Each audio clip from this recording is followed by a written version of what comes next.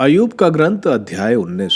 अय्यूब ने उत्तर देते हुए कहा, तुम लोग कब तक मुझे सताते रहोगे और अपने शब्दों से मुझे रौंदते रहोगे? तुमने 10 बार मेरा अपमान किया, क्या तुमको मुझे सताते हुए लज्जा नहीं? यदि मैं सचमुच भटक गया तो उससे तुमको क्या? यदि तुम अपने को मुझसे बड़ा प्रमाणित करना और मेरी दुर्दशा के कारण मेरी निंदा करना चाहते हो, तो यह जान लो कि ईश्वर ने मेरे साथ अन्याय किया और मुझे अपने जाल में फंसाया है। यदि मैं अत्याचार की आवाज लगाता तो कोई नहीं सुनता। मैं दुहाई देता हूँ किंतु मेरे साथ अन्याय होता रहता है। उसने मेरे मार्ग बंद कर दिया, मैं आगे नहीं बढ़ सकता। उसने मेरा पथ अंधकार में ढक दिया। उसने मेरी प्रतिष्ठा मुझसे छीन ली है। उसने मेरे सिर का मुकुट उतार दिया है। वह चारों ओर से मेरे जड़ काटता है। उसने मेरी आशा का वृक्ष उखाड़ा है। उसका क्रोध मुझ पर भड़क उठा। उसने मेरे साथ शत्रु जैसा व्यवहार किया। उसके सैनिक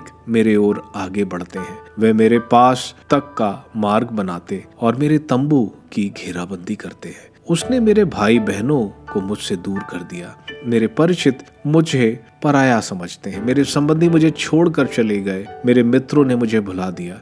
मेरे अतिथि और दासियों मुझे परदेसी समझते हैं। मैं उनकी दृष्टि में अपरिचित बन गया। मैं अपने नौकर को बुलाता हूँ, वह उत्तर तक नहीं देता। यद्यपि मैं उससे विनयपूर्वक निवेदन करता हूँ, मेरी सास से मेरी पत्नी को घृणा होती है। मेरे अपने पुत्र मुझे घृणित समझते हैं। छोकरे भी मेरी हंसी उड़ाते हैं। जब मैं उठ खड़ा होता हूँ तो वे मेरा उपहास करते हैं। मेरे पुराने मित्र मेरा तिरस्कार करते, मेरी आत्मीय मुझसे मुंह मोड़ते। मेरी चमड़ी मेरी हड्डियों से चिपक गई, मैं मृत्यु से बाल बाल बचा हूँ। मेरे मित्रों, मुझ पर दया करो, क्योंकि प्रभु के हाथ ने मेरा स्पर्श किया है। तुम ईश्वर की तरह मुझको क्यों सताते हो? तुम मुझे क्यों निगलना चाहते हो? कौन मेरे ये शब्द लिखेगा? कौन इन्हें लोहे की छेनी और शीशे से किसी स्मारक पर अंकित करेगा? इन्हें सदा के लिए चट्टान पर उत्तीर्ण करेगा?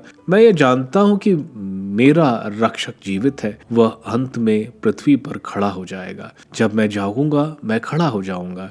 तब मैं इस शरीर में ईश्वर के दर्शन करूंगा। मैं स्वयं उसके दर्शन करूंगा। मेरी ही आंखें उसे देखेंगी। मेरा हृदय उसके दर्शनों के लिए तरसता है। यदि तुम सोचते हो हम उसे किस प्रकार सताएं, क्योंकि वह अपनी दुर्गति के कारण है, तो तुम अपनी तलवार से सावधान रहो, क्योंकि तुम्हारी क्रूरता तलवार के दंड के योग्य है। तब तुम जान जाओगे कि न्याय होता है।